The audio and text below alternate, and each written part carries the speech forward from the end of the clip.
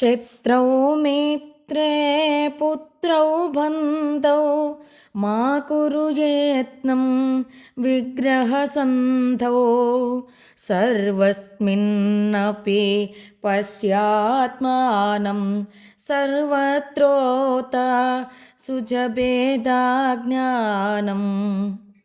శత్రువులతోనైనా మిత్రులతోనైనా పుత్రులతోనైనా బంధువులతోనైనా ఎవరితోనైనా విరోధించడం, సంధి చేసుకోవడం లాంటి ప్రయత్నాలు చెయ్యకు.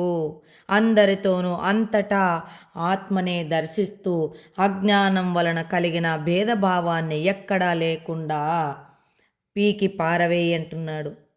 శరీరమంతా తనదే అయినప్పుడు ఎవరైనా ఒక అంగాన్ని ప్రేమించి ఇంకొక అంగాన్ని ద్వేషిస్తాడా? కోర్టులో బాగా వాదించి కేసును గెలిపించిన నాలుకను మిఠాయి తినిపించి ముద్దు చేస్తాడా? లేదా పరుగు పందెంలో ఓడిపోతే కాళ్ళను చితక్కొట్టి శిక్షిస్తాడా చెప్పండి? అలాగే ఈ విశ్వమంతా పరమాత్మ యొక్క విరాట్ స్వరూపమై అందులో నేనొక సూక్ష్మ అంగమైనప్పుడు నేను ఇంకొక అంగాన్ని ప్రేమించడం కానీ ద్వేషించడం కానీ ఎలా సంభవిస్తుంది? సంభవించదు కదా. అన్ని అంగాలు మనవే కదా. నేను అలాగే ఇదే శ్లోకకర్త భావము. నాయన, ఎవరితోనైనా పోట్లాడటంలోనూ స్నేహం చేయటంలోనూ నీ సమయం శక్తి సామర్థ్యాలు వ్యర్థం చేసుకోవద్దు. పోట్లాడడానికి వాళ్ళతో స్నేహం కావాలనేటువంటి వాటికి సమయాన్ని వ్యర్థం చేసుకోవద్దు. శత్రువు, మిత్రుడు, పుత్రుడు, బంధువులుగా కనిపించే వీరంతా ఎవరనుకుంటున్నావు? నీలాగే ఆత్మస్వరూపులు, ఒకే ఆత్మ యొక్క కిరణాలు. ఒక సూర్యుని నుంచి వెలువడే అనేక కిరణాలు ఏ విధంగా ఆ కిరణాలు ఆ ఒకే ఒక ఆత్మను అంతటా అన్నింటి యందు దర్శించు. ఆత్మకు భిన్నంగా ఏమీ లేదు.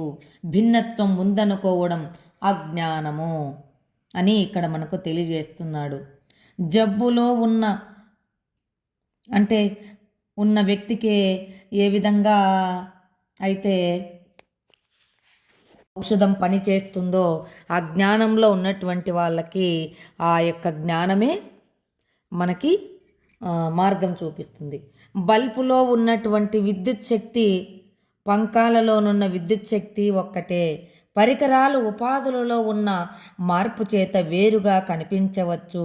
విద్యుత్ శాస్త్రజ్ఞానానికి తెలుసు, ఆ పరికరాల యందు కాదు. ఆ పరికరాల యందు దాని జ్ఞానం తెలియదు. ఈ విశ్వమంతా వ్యాపించున్నది ఒకే ఒక విద్యుత్ శక్తి అని, అందుచేత ఆత్మ విభిన్నంగా ఉన్నదనే అపోహ ఏ కోశాన ఉన్నా తీసి పారవేయి అని చెప్పబడింది.